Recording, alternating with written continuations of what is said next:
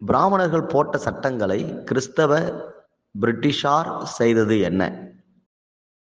பார்ப்பான் மட்டுமே கல்வி கற்க உரிமை உள்ளவன் எனவும், சத்திரியன் மட்டுமே நிலம் வைத்துக்கொள்ள மற்றும் அரசனாக இருக்க முடியும் எனவும், வைசியன் மட்டுமே வியாபாரம் செய்ய உரிமை உள்ளவன் எனவும், சூத்திரன் இவர்களுக்கு அடிமையாக இருந்து வேலை செய்ய வேண்டும் எனவும் இருந்த யூத பிராமணர்களின் மனுதர்ம சட்டத்தை கிறிஸ்தவ பிரிட்டிஷார்கள் ஏற்றுக்கொள்ளாமல், சட்டம் என்றால் அனைவருக்கும் சமமாக இருக்க வேண்டும் என்ற அடிப்படையில் 1773 ஆண்டு முதல் கிறிஸ்தவ பிரிட்டிஷ் அரசு பல புதிய சட்டங்களை ஏற்றத் தொடங்கியது.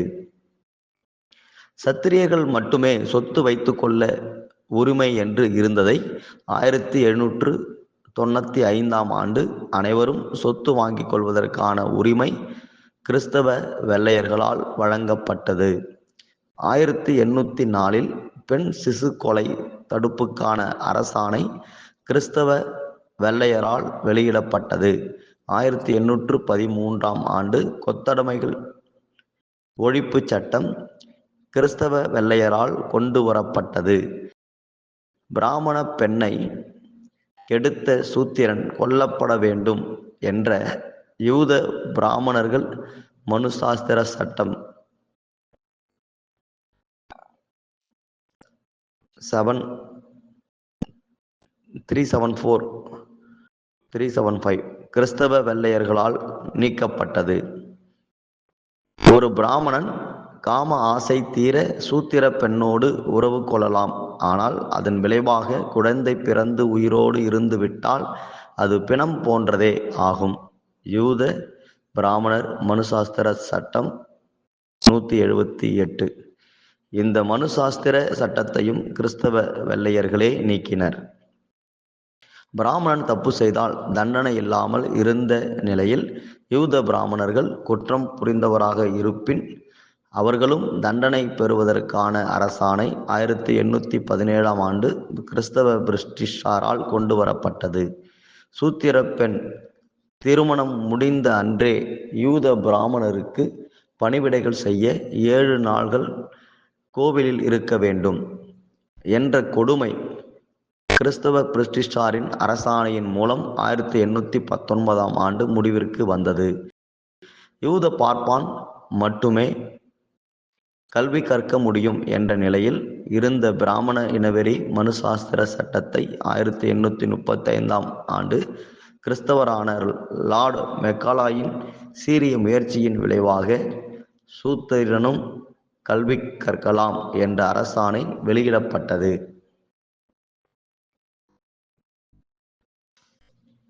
சூத்திரனுக்கு முதலில் பிறக்கின்ற ஆண் குழந்தையை கங்கா நதியில் தள்ளிவிட்டு கொலை செய்ய வேண்டும் என்ற கங்காதானம் என்ற பயங்கரவாதம் 1835 கிறிஸ்தவ பிரிட்டிஷ் அரசாணையின் மூலம் முடிவிற்கு வந்தது.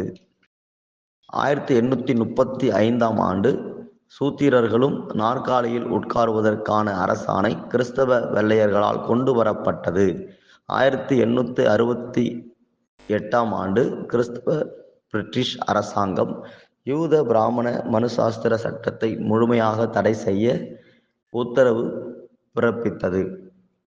இந்தியாவை மட்டும் கிறிஸ்தவ பிரிட்டிஷார்கள் ஆளவில்லை என்றால் திராவிடர் தமிழர்களுக்கு கல்வி இல்லாமல் போயிருக்கும். அப்படி போயிருந்தால் ஜோதிராவ் புலேவுக்கு கல்வி கிடைத்திருக்காது. இந்தியாவில் கல்வி இயக்கம் நடந்திருக்காது. அண்ணலின் தந்தை ராம்ஜி அவர்களுக்கு கல்வியும் இராணுவ பணியும் கிடைத்திருக்காது. இவையெல்லாம் இல்லாமல் போயிருந்தால் அம்பேத்கர் இல்லை என்றால் நாம் இல்லை. சூத்திர பஞ்சவனின் அடிமை சங்கிலியை உடைத்த கிறிஸ்தவ பிரிட்டிஷாரின் நவீன முன்னேற்ற நற்பணிகள் பாராட்டுதலுக்குரியதே. ஆதாரம் வியக்க வைக்கும் தினமணி கட்டுரை 25/2/2007. நாம் ஜெபிப்போம். பிதாவாகிய தேவனே, நாங்கள் உம்மை துதிக்கிறோம், நாங்கள் ஸ்தோத்தரிக்கிறோம், உமக்கு மகிமையை நாங்கள் கொடுக்கிறோம். அப்பா, சத்தியத்தை எழுதி கொடுத்த தேவனே உமக்கு நன்றி. மோசேயின் மூலமாக அநேக பிரமாணங்களை, சட்டங்களை, நியமங்களை, நியாயங்களை கட்டளைகளை எழுதி கொடுத்த தேவனே நன்றி அப்பா. ஜனங்கள் மேலுள்ள அக்கறையினால ஜனங்களை எப்படி அவர்கள் வாழ்க்கை நடத்த வேண்டும், எப்படி அவர்கள் சமுதாயத்தில் வாழ வேண்டும் என்று சொல்லி தேவனுக்கு அஞ்சி தேவனுக்கு கீழ்ப்படிந்து நன்மையை அனுபவிக்கும்படி எப்படி வாழ வேண்டும் என்று அநேக சட்டத்திட்டங்களை மோசையின் மூலமாய் கொடுத்தீரப்பா. புதிய ஏற்பாட்டிலும் கூட அநேக சட்டத்திட்டங்களை, நியமங்களை எல்லாம், கட்டளைகளை, கற்பனைகளை எல்லாம் கொடுத்திருக்கிறீர் ஆண்டவரே. அதற்காக நாங்கள் நன்றி செலுத்துகிறோம் அப்பா. ஆனால் எங்கள் இந்திய தேசத்தில் அப்பா யூத பிராமணர்கள் ஆண்டவரே கைபர் போலன் கணவாய் மூலமாக இந்திய தேசத்திற்குள்ளாக வந்ததான ஆண்டவரே அந்த மத்திய கிழக்கு பகுதியை சேர்ந்ததான மக்கள், ஆரியர்கள் என்று சொல்லப்படுகிறதான இந்த யூத பிராமணர்கள் போட்டதான அநேக சட்ட திட்டங்கள் இன்றைக்கும் எங்கள் இந்திய தேசத்தில் செயல்பட்டு கொண்டிருக்கிறதப்பா. ஆனால் அது ஜனங்களை அடிமைப்படுத்தக்கூடியதாகவும் உயர்ந்தவன் தாழ்ந்தவன் என்கிற பாகுபாட்டை உண்டு பண்ணக்கூடியதாகவும் அப்பா ஆண்களுக்கும் பெண்களுக்கும் வாலிபர்களுக்கும் எல்லா தரப்பட்ட மக்களுக்கும் உரிமைகளை பறிக்கக்கூடியதாகவும் ஜனங்களை பாகுபடுத்தி பார்க்கக்கூடியதாகவும் சட்டத்திட்டங்கள் இருக்கிறதே ஆண்டவரே. கர்த்தர் மனம் இறங்கும் ஆண்டவரே. தேவனுடைய சாயலாய் தேவனுடைய ரூபத்தின்படி படைக்கப்பட்ட மனிதன் இன்றைக்கு தரம் தாழ்த்தப்பட்டு கிடக்கிறான். உயர்ந்தவன் தாழ்ந்தவன் என்று சொல்லி அப்பா அவன் தாழ்த்தப்பட்ட நிலைமையில, ஒதுக்கப்பட்ட நிலைமையில, பாகுபடுத்தப்பட்ட நிலைமையில இருக்கிறான் ஆண்டவரே. கர்த்தர் மனம் இறங்கும். ஒருவருக்கும் நீர் பட்சவாதம் பார்க்கிற தேவன் அல்ல. உயர்ந்தவன் தாழ்ந்தவன் என்று பார்க்கிறவர் அல்ல. பாவியை கூட நல்லவன் கெட்டவன் என்று வேண்டுமானாலும் பிரிக்கலாம் அப்பா. ஆனால் கெட்டவனை கூட நேசிக்கிற தேவன், பாவியை நேசிக்கிற தேவன், பாவிக்கு புகலிடமாய் இருக்கிற தேவன், பாவிகளை ரட்சிக்க வந்த தேவன் அப்பா. நீர் உயர்ந்தவன் தாழ்ந்தவன் பாவி நீதிமான் என்றெல்லாம் நீர் பார்ப்பது இல்லை. நீர் தேவனாய் இருக்கிறீரப்பா, நீதியுள்ள தேவனாய் இருக்கிறீர்.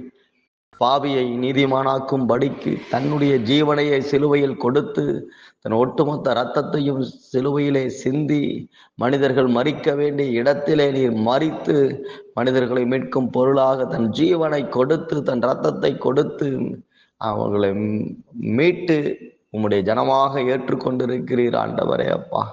சட்டத்திட்டத்தின் மூலம் ஒரு மனிதனை மாற்றிவிட முடியாது என்பதை ஆண்டவரே நாங்கள் அறிந்திருக்கிறோம் அப்பா. மோசை மூலம் அநேக பிரமாணங்களை, சட்டத்திட்டங்களை நீர் கொடுத்தீர். அதில் ஒன்றை செய்யவில்லை எனினும் கூட அவர்கள் நியாய தீர்ப்புக்கு உட்பட்டவர்களாக இருந்தாங்க. யாரும் நீதிமானாக இல்லை அப்பா. அந்த நியாயப்பிரமாணத்தின் வார்த்தைகளை, சட்டத்திட்டங்களை நிறைவேற்றினவராய் இயேசு மாத்திரமே இருந்தீரப்பா. நீர் நியாயப்பிரமாணத்தை நிறைவேற்றி முடித்தீர் என்று நாங்கள் பார்க்கிறோம். மனிதன் செய்ய முடியாதது தேவனே செய்து முடித்தீர் சிலுவையிலே அப்பா. எல்லா சட்டத்திட்டங்களையும் நிறைவேற்றி முடித்து ஆண்டவரே அப்பா, மனிதர்கள் சுமக்க முடியாத சுமையை நீரே சுமந்து முடித்தீர் ஆண்டவரே. மனிதர்களுக்கு இன்றைக்கு சட்டத்திட்டங்கள் உண்டு, ஆனால் அது கிறிஸ்துவுக்குள் இருப்பதற்காக நன்றி அப்பா. கர்த்தர் செய்ததை விசுவாசித்தால் அது நீதியாக எண்ணப்படுகிறது.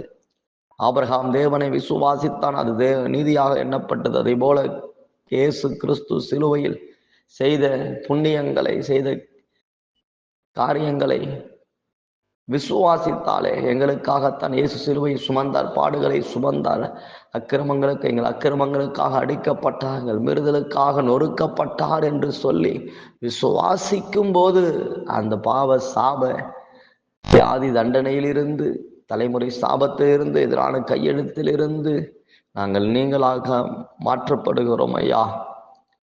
அப்பா, தேவனை விசுவாசித்தான் ஆபிரகாம், அவனுக்கு அது நீதியாக எண்ணப்பட்டது. இப்பொழுதும் கூட நாங்களும் கூட கிறிஸ்து இயேசு சிலுவையில் செய்ததை விசுவாசிக்கும் போது நாங்களும் நீதிமான்களாக மாற்றப்படுகிறோம் ஐயா.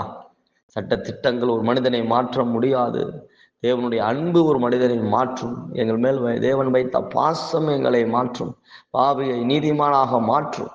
துரோகியை மன்னிக்கும், பகைவரை மன்னிக்கும் என்று அறிந்திருக்கிறோம் ஆண்டவரே.